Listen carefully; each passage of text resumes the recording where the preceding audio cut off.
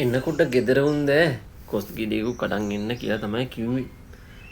ඒත් මම කොහොමද මේ කොස් ගෙඩිය කඩාගෙන කරේ තියන් යන්නේ? මට නම් බෑ අද මේ කොස් ගෙඩිය කඩන් යන්න.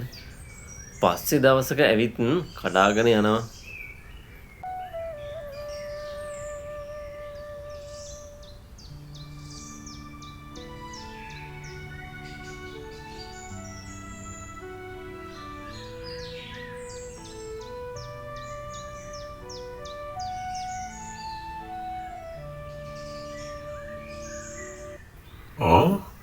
එන්නේ හොඳ කොස්ගෙඩි ටිකක් මේවා නම් හොඳට පැහිලා.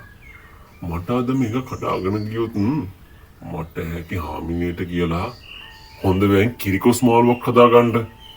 ඉක්මනින් මේක කඩාගෙන අරන් යන්න ඕන. දවල් වෙන්න කලින්.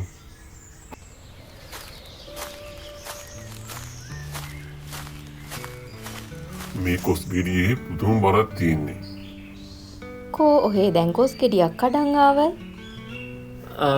ආමිනේට කියන්න ඒ කොස් ගහේ එක ගෙඩියක් නෑ නොවේ. මං ඒත් ගහ වටේටම බැලුවා. කොහෙද එක ගෙඩියක්වත් නෑ. මම මේ ඔහේ කොස් ගෙඩියක් කඩාගෙන එනකන් උන්නේ දවල්ට ටිකක් තම්පන්ට කියලා හිතාගෙන. එහෙනම් ඉතින් අද බඩගින්නේ තමයි ඉන්ට වෙන්නේ. හප්පී අද නම් කෑව කෑමක් කිරිකොස් මාළුවත් එක්ක බඩ පැලෙන්ට.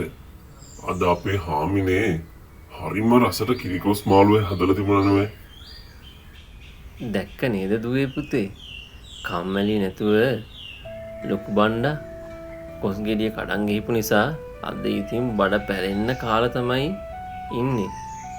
ඒ පුංචි බණ්ඩා කම්මැලි වෙලා අර කොස් ගෙඩිය කඩන් ගිහිල්ලා නැතුව අද ඉතින් බඩකින්නේ තමයි ඉන්නේ. කවදාවත් පුතේ දුවේ කම්මැලි නම් වෙන්න එපා. එහෙම වුණොත් අපට කිසි දෙයක් ලැබෙන්නේ නැහැ.